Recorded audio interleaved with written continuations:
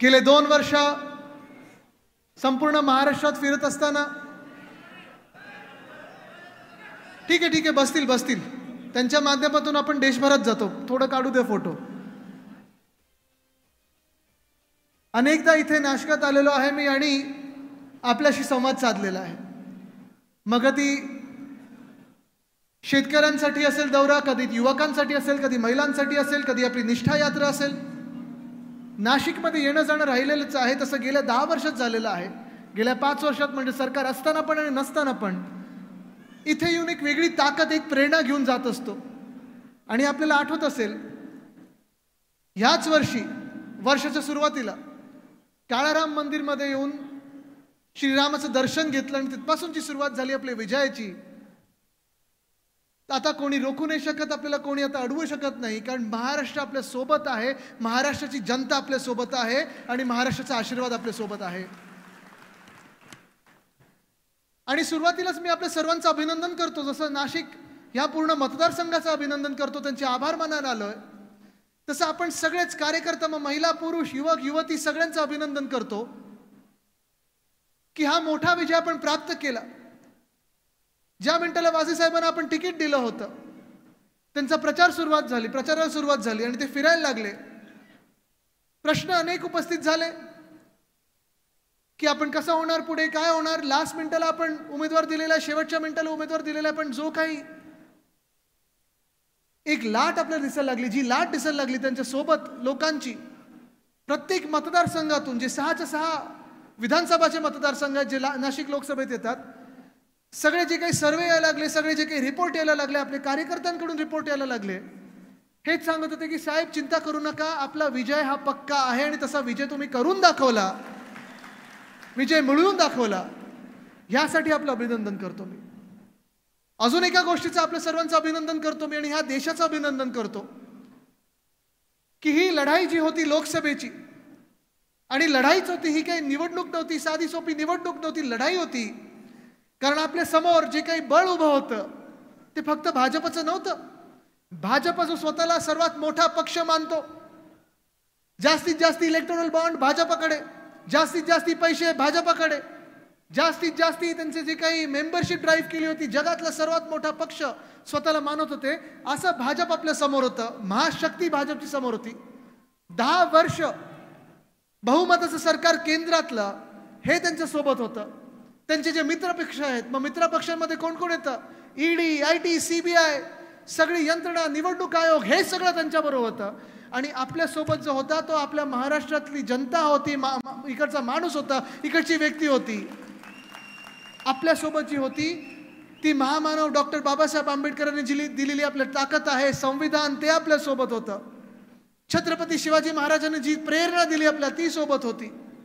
आणि हा महाराष्ट्र शाहू फुले आंबेडकरांचा महाराष्ट्र, आणि आपल्या सोबत जे होते ते वंदनीय हिंदू सम्राट बाळासाहेब ठाकरे यांचा आशीर्वाद होता, ती ताकद होती. त्याच ताकदीने दाखवलेलं आहे की ह्या देशामध्ये कोणाची मस्ती चालणार नाही, कोणाचा माज चालणार नाही. जर कोणाला वाटत असेल की हा महाराष्ट्र, हा देश हा आमचा मालकाचा आहे, ते आम्ही कदापि होऊ देणार नाही. ह्या देशात चालेल तर संविधानच चालेल, संविधानाचाच कायदा चालेल आणि लोकशाहीच चालेल, हे या निवडणुकीने दाखवून दिलेलं आहे.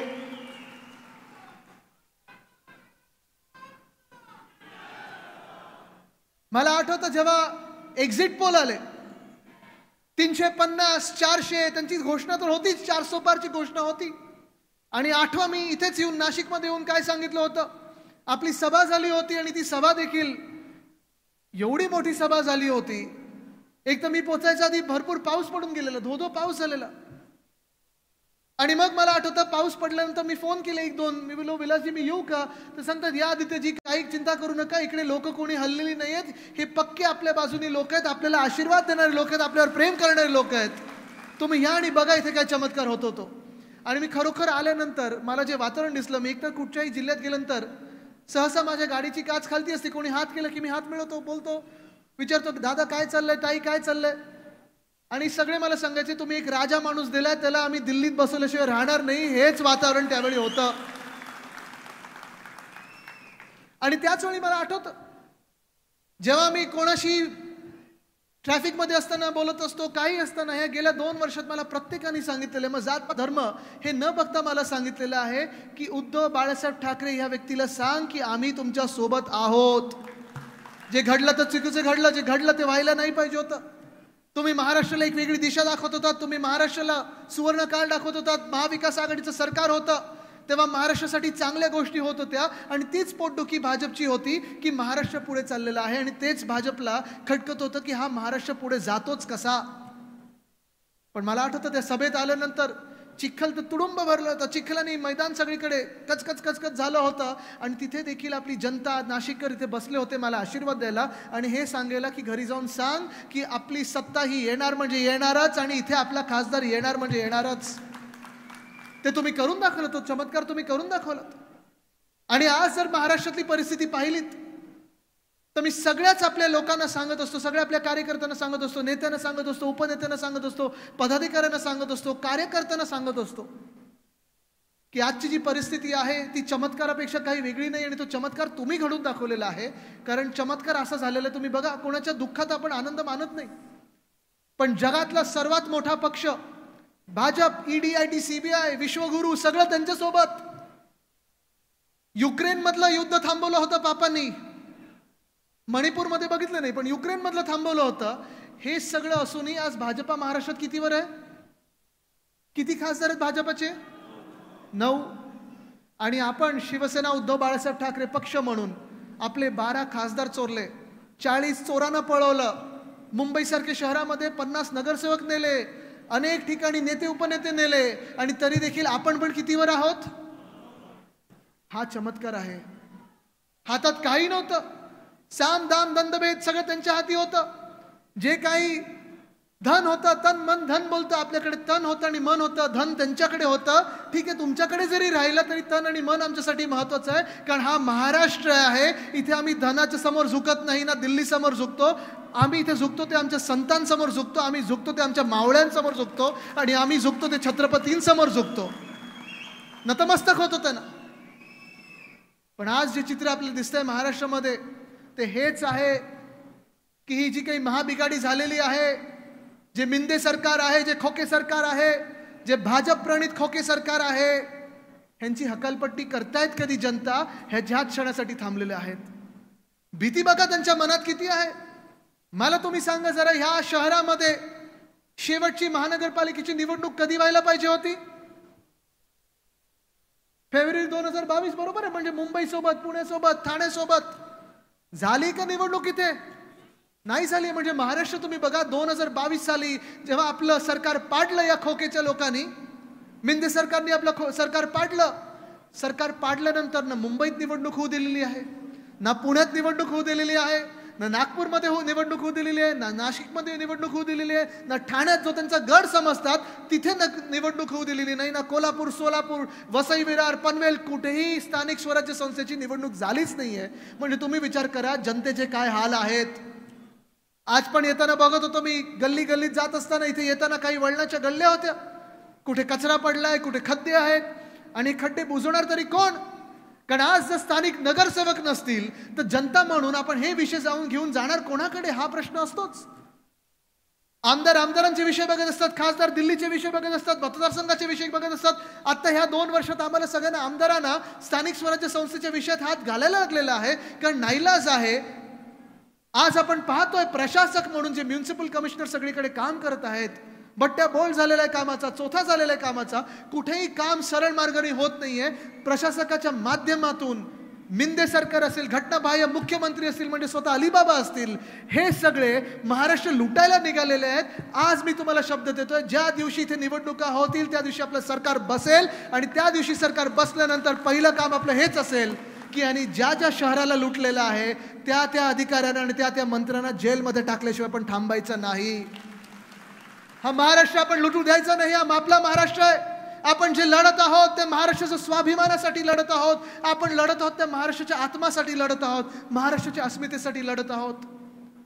पण आज आपण पाहतोय जी काही परिस्थिती आपल्या राज्याची करून ठेवली आहे. महानगरपालिकेची निवडणुका 2 वर्षात होऊ दिलेल्या नाहीयेत. रस्त्यात खड्डे असतील, पाणी कुठे तुंबत असेल, कचरा साचत गेलेला आहे, शाळांची जी परिस्थिती होत चाललेली आहे, म्युनिसिपल हॉस्पिटलची परिस्थिती होत चालली आहे, पण आपण जायचं तर कोणाकडे जायचं? वॉर्ड ऑफिसर अनेक ठिकाणी नेमले नसतात, प्रशासकाचे दरवाजे बंद असतात आणि मिंदेंकडे तर पोहोचूच शकत नाही. जर तुम्ही खोके घेऊन गेला तरी सांगितलं मी महाराष्ट्राला धोके देईन तर तुम्ही मिंदेंकडे पोहोचू शकता. तुम्ही सांगितलं महाराष्ट्राच्या हिताचं बोलत आहे तर तुम्ही मिंदेंपर्यंत पोहोचू शकत नाही. ही आज परिस्थिती आहे, दुर्दैवी परिस्थिती आहे. आज परिस्थिती ह्या महाराष्ट्राची काय चालली आहे? आपण आता मी येताना पाहत होतो, वाजे साहेब, हा आपल्याला दिल्लीत विषय घ्यायलाच लागेल आणि आपण घेतलेला आहे विषय, तरी देखील आता काहीतरी मोठा विचार करायला लागेल. जे 3 महत्त्वाचे महामार्ग आहेत आपल्या राज्यामध्ये, मुंबई गोवा महामार्ग असेल, मुंबई नाशिक महामार्ग असेल, मुंबई अहमदाबाद महामार्ग असेल. कधीतरी ह्या गद्दारांनी ह्या रस्त्यांवरनं पळून गेले असते गुवाहाटीला तर कळला असता हा रस्ता कसा आहे. पण आज मी सांगतो इथे गडकरी रस्त्यांवर या, तुमच्याचकडे हे खातं आहे, किती वाट लागली ह्या रस्त्यांची जरा पहा. कदाचित तिथे हाड वैद्यांचं दुकान सुरू करायला लागेल, दवाखाना सुरू करायला लागेल, अशी परिस्थिती आहे. पण ट्रॅफिक हा वाढत चाललेला आहे, मध्ये कुठे नेटवर्क नसतं, रस्ते एवढे भयानक झालेले आहेत. महामार्ग असतील, राज्याचे महामार्ग असतील, राष्ट्रीय महामार्ग असतील, आपल्या शहरातले रस्ते असतील, भयानक परिस्थिती उद्भवत चाललेली आहे. पण आज ह्या रस्त्यांकडे कोणी लक्ष द्यायला तयार नाहीये, कारण मिंदे सरकारचं एकच लक्ष आहे की प्रत्येक दिवस तो आपला, प्रत्येक दिवस तो कॉन्ट्रॅक्टरचा, आणि कॉन्ट्रॅक्टरकडून मलाई काढतोय कधी आणि महाराष्ट्राला धोके देतोय कधी. पण आज महाराष्ट्रामध्ये स्थानिक स्वराज्याची निवडणूक नाही, तसं काल परवाकडे जर आपण पाहिलं असेल तर निवडणूक आयोगाची देखील एक पत्रकार परिषद झाली आणि त्या पत्रकार परिषदेत 2 राज्यांच्या निवडणुका घोषित झालेल्या आहेत, जाहीर झालेल्या आहेत. जम्मू काश्मीरची निवडणूक जाहीर झालेली आहे, जिथे 6 वर्ष निवडणूक घेतली नव्हती, आणि हरियाणामधली निवडणूक जाहीर झालेली आहे. पण महाराष्ट्राची निवडणूक अजूनही जाहीर झालेली नाही. महाराष्ट्राची निवडणूक जाहीर झालीच नाही. आपल्याला वाटलं होतं की झारखंड असेल, हरियाणा असेल, महाराष्ट्र असेल, जम्मू काश्मीर असेल, ह्या 4च्या 4 निवडणुका एकाच वेळी घेतल्या जातील, साधारणपणे ऑक्टोबर-नोव्हेंबरमध्ये घेतल्या जातील, आणि त्या निवडणुका करून आपण आपल्या कामाला मोकळी होऊ. ह्या महाराष्ट्राला जे संकट आपल्या डोक्यावर बसवलेलं आहे, अवकाळी सरकार आपल्या जे डोक्यावर बसवलेलं आहे, ते कधी ना कधीतरी दूर होईल. जे लुटणारे आपल्या डोक्यावर बसवलेले आहेत भाजपचे लोक, ते कधी ना कधी आपण पळवू शकू, पण अजून ते होऊ शकलेलं नाही. कारण ज्या प्रकारे मिंदे सरकारच्या मनात स्थानिक स्वराज्य संस्थांबद्दल एक भीती बसली की निवडणूक आपण हरू, आणि त्याच कारणामुळे आज आपण पाहतोय की महाराष्ट्रात देखील निवडणुका लांबवल्या गेलेल्या आहेत. निवडणुका ज्या ह्या ऑक्टोबरमध्ये व्हायला पाहिजे होत्या, त्या देखील त्यांनी पुढे ढकललेल्या आहेत. या सरकारला आता नैतिक कुठचंही कारण राहिलं नाहीये निवडणुका पुढे ढकलण्याचं. नैतिकता राहिलीच नाही. तुम्ही कुठच्या अधिकाऱ्यांनी बसताय त्या सरकारमध्ये? मला सांगा, ज्या महाराष्ट्राने तुम्हाला नाकारलेलं आहे, ज्या महाराष्ट्राने भाजपाला नाकारलेलं आहे, ज्या महाराष्ट्राने फुटलेल्या मिंदेंना नाकारलेलं आहे, ज्या महाराष्ट्राने फुटलेल्या राष्ट्रवादीला नाकारलेलं आहे, कुठच्या अधिकाऱ्याने तुम्ही सरकार चालवत आहे? एक दिवस पण तुमचा असू शकत नाही. खरं तर राजीनामा द्यायला पाहिजे होता आणि निवडणुकीला सामोरे जायला पाहिजे होतं, पण निवडणुकीला सामोरे जाण्याची हिंमत नाही. म्हणून प्रत्येक दिवस हा आपला, प्रत्येक दिवस हा कॉन्ट्रॅक्टरचा, प्रत्येक दिवस लुटण्याचा महाराष्ट्राचा, हे त्यांनी ठरवून महाराष्ट्राला लुटायला घेतलेलं आहे. आणि लुटायचं ते कसं लुटायचं ते किती लुटायचं? कुठेतरी लाज असायला पाहिजे, कुठेतरी खद्द असायला पाहिजे, कुठेतरी एक शरम असायला पाहिजे. पण ती न ठेवता आपण पाहतोय प्रत्येक गोष्ट आज एवढी भयानक वळणावर निघालेली आहे. प्रत्येक विषय जो एका भयानक वळणावर निघालेला आहे. तुम्ही मला सांगा, इथे मोठ्या संख्येत महिला आलेल्या आहेत. जरा हात वरती करून दाखवा मला महिलांनी, जरा मूठ दाखवा, तुमची ताकद दाखवा. आज मी तुम्हाला विचारत आहे की आपल्याला जे लाडकी बहीणमधून पैसे पाहिजेत की आपल्याला सुरक्षा पाहिजे, हे तुम्ही ठरवायचं आहे. हा फार महत्वाचा विषय, हा फार मोठा विषय आहे. महाराष्ट्राच्या अस्मितेसाठी, महाराष्ट्राच्या आत्मेसाठी फार महत्वाचा विषय. मी जे सांगतोय ते विचार करा. लाडकी बहीण योजना, लाडकी बहीण त्यांना आत्ता आठवले, 2-2.5 वर्षानंतर ह्यांना बहिणी आठवल्या. गेल्या 2-2.5 वर्षामध्ये जेव्हा जेव्हा आपण आंदोलन केली असतील, जेव्हा जेव्हा ह्या महाराष्ट्रात महिलांवर अत्याचार झाले असतील, बलात्कार झाले असतील, कधीही बहिणी आठवल्या नाहीत.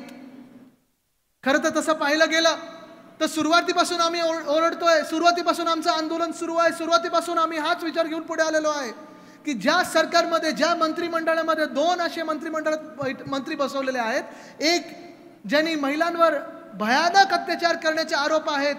उद्धव साहेबांच्या सरकारमध्ये आपण त्यांची हकालपट्टी केली होती. उद्धव साहेबांनी सांगितलं होतं तुमचे आरोप झालेत, गेट आउट, तुमच्यासारखी व्यक्ती आम्हाला नको आहे. त्याच माणसाला ह्यांनी मंत्रिपदावर बसवलेलं आहे. हे असे लोक तुम्हाला भाऊ तुमचे वाटू शकतात का? दुसरे मंत्री असे आहेत ज्यांनी सुप्रियाताई सुळेंना, चला 1 मिनिट विचार बाजूला ठेवा की त्या खासदार आहेत किंवा राष्ट्रवादी काँग्रेसच्या त्या नेते आहेत, पण ज्या भयानक शिव्या सुप्रियाताईंना त्यांनी टीव्हीवर दिल्या, टीव्हीच्या कॅमेऱ्यासमोर दिलेल्या आहेत, त्यांना देखील त्यांनी मंत्रिमंडळात बसवलेलं आहे. तुम्ही मला सांगा, असली लोक तुमचे भाऊ कधी होऊ शकतात का? अहो, जे लोक, जो भाजपा ज्यांनी का बलात्काराचं गुजरातमध्ये औक्षण केलं, त्याचं स्वागत केलं, त्याला मोठ्या मिरवणुकीत नेलं का? तर त्यांनी बिल्किस बानोचा बलात्कार केला. ज्याच्यावर बलात्कार झालेला आहे तिची जातपात धर्म न बघता त्या बलात्काराला फाशीच झाली पाहिजे, हा खरा भाऊ आहे. पण आज निवडणुका आलेल्या आहेत आणि म्हणून सगळीकडे सांगतात. आणि म्हणून म्हटलं तर आणि म्हणून माझं वेगळं ना, त्यांचं आणि म्हणून तसं नाहीये. पण आज त्यांना सांगतायत, आता जाहीर केलं 1,500 रुपये आम्ही देऊ, नंतर सांगतात परत जर आम्ही निवडून आलो तर जास्ती देऊ. घटनाबाह्य मुख्यमंत्री महोदय, मी तुम्हाला सांगत आहे, हिम्मत असेल तर वाढीव आत्ताच द्या, खोटं बोलू नका. तुमच्यावर विश्वास या महाराष्ट्राचा नाही आहे. जी व्यक्ती, जो माणूस एवढा निर्लज्जपणे गद्दारी करू शकतो, आपल्या नेत्याच्या सर्वात कठीण काळात त्याच्या पाठीत खंजीर खुपसू शकतो, खोटं बोलत फिरू शकतो, 20 वर्ष ज्यांच्याकडून तुम्ही सगळं ओरबाडून घेतलं, त्याच व्यक्तीला तुम्ही दगा देऊ शकता. अशा व्यक्तीवर ह्या महिलांचा, ह्या महाराष्ट्राचा विश्वास बसू शकेल काय? आज तुम्ही जरा आरशात बघून जरा हा स्वतःला प्रश्न विचारा. घटनाबाह्य मुख्यमंत्र्यांना मी आज देखील सांगत आहे की येणारं सरकार आमचं आहे आणि आमच्या बहिणीला आम्ही वाढीव लाडली बहिणातून देऊच, पण सुरक्षा देखील देऊ. आणि जो कोणी बलात्कार करतो, खरं तर माझ्या मनात न्याय म्हणजे हाच आहे की त्या बलात्काराला 2 मिनिटं या महिलांमध्ये सोडून द्या.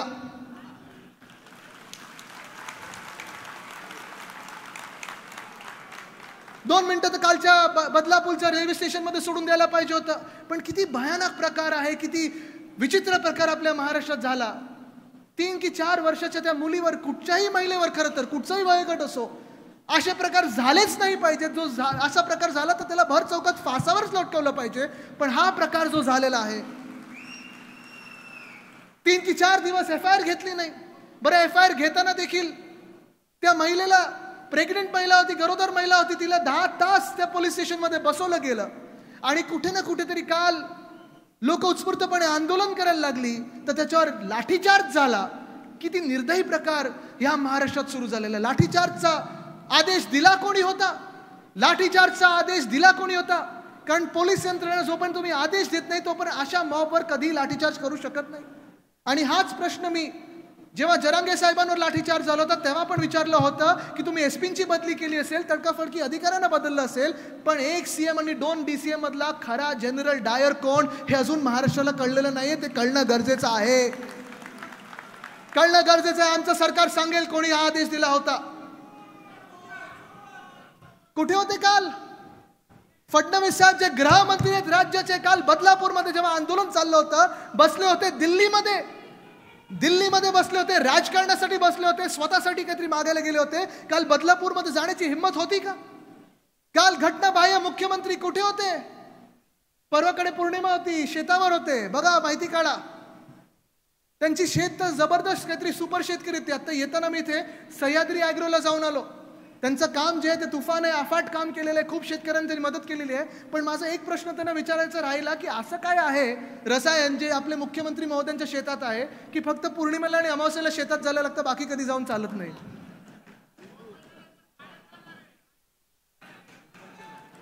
पण काल गृहमंत्री कुठे होते? दिल्लीत बसले होते. मुख्यमंत्री घटनाबाह्य कुठे होते? शेतावर बसले होते. काल ज्या महिलांवर, तिथे ज्या स्थानिक आंदोलकांवर लाठीचार्ज झालेला आहे त्याच्यासाठी मुख्यमंत्र्यांनी माफी मागितली आहे का?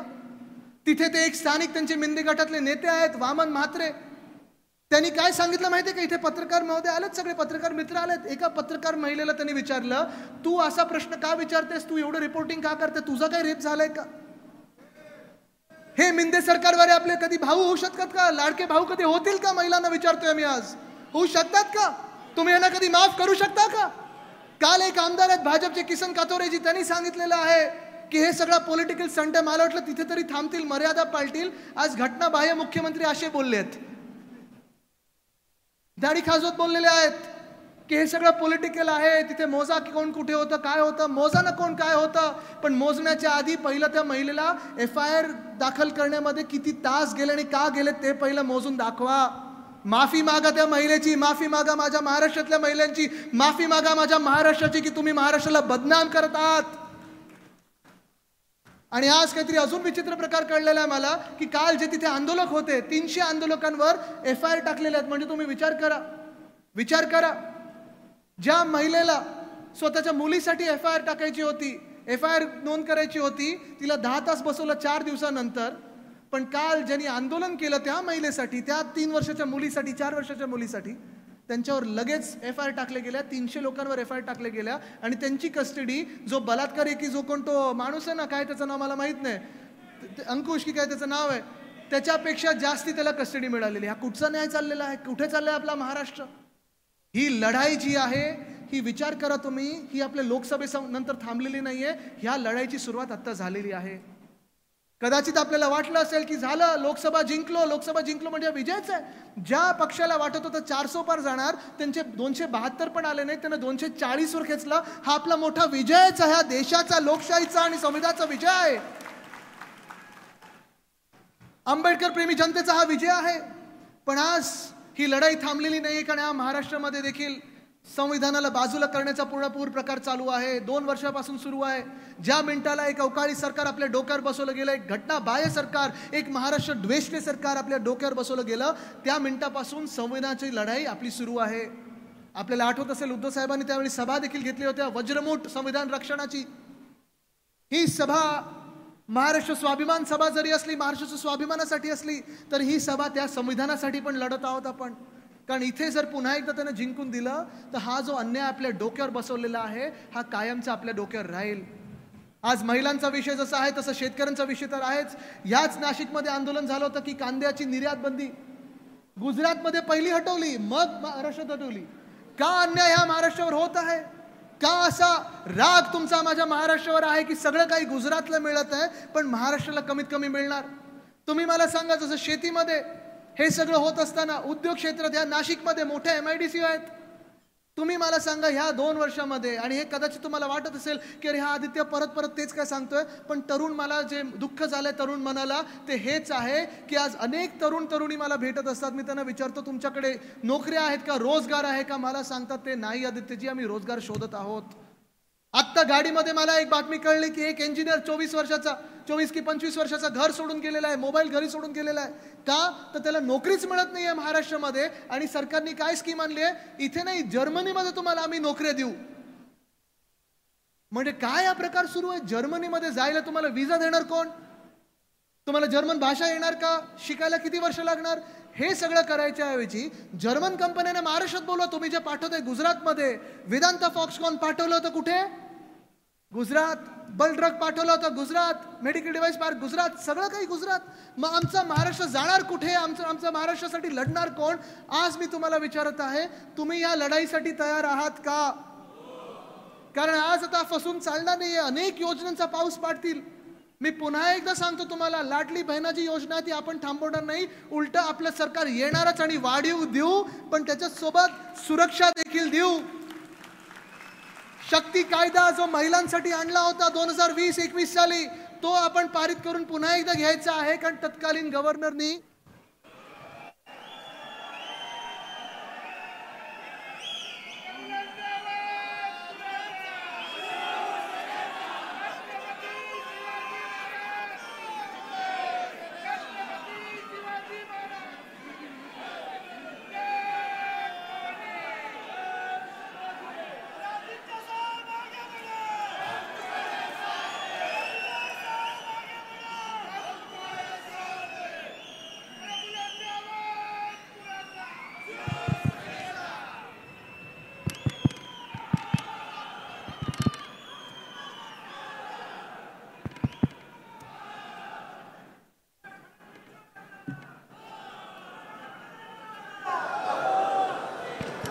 ही महाराष्ट्राची परिस्थिती आहे. ही महाराष्ट्राची परिस्थिती. या हॉलमध्ये, या शहरामध्ये लाईट जातात. कुठेतरी ज्यांनी आतापर्यंत येऊन सांगितलं होतं की नाशिक मी दत्तक घेईन, आज तुमचे इथे आमदार आहेत, काय करता आहेत? नाशिकचा विकास झाला आहे का? ड्रग्सच्या मागे कोण आहे हे कधी विचारलंय का? कायदा सुव्यवस्था खराब होतो याच्या मागे कोण आहे विचारलंय का? जे कॉन्ट्रॅक्टर आहेत त्यांच्या मागे कोणाचा हात आहे विचारलं आहे का? आणि म्हणून आज तुम्हाला सांगतो मी, जर आपल्याला ह्याला पळवायचं असेल आणि महाराष्ट्राला पुन्हा एकदा सुवर्णकाळ दाखवायचं असेल तर सगळ्यांना आपल्याला एकत्र यायला लागेल. तयार आहात का? तयार आहात का? लढायला तयार आहात का?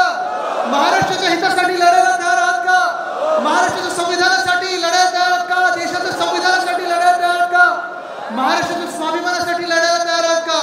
महाराष्ट्राच्या आत्म्यासाठी लढायला तयार आहात का? स्वतःसाठी लढायला तयार आहात का? आपल्याला ज्या कुठच्याही सीट उद्धव साहेब जाहीर करतील, महाविकास आघाडीची प्रत्येक सीट आणि सीट जिंकण्याला तयार आहात का? असाल तर सगळ्यांनी हात वरती करून ताकद दाखवा. कारण ही जी ताकद आहे ही महाराष्ट्र लुटणाऱ्यांना भारी पडणार आहे. हीच ताकद घेऊन दिल्लीला हलवायचं आहे. धन्यवाद. जय हिंद, जय महाराष्ट्र, वंदे मातरम.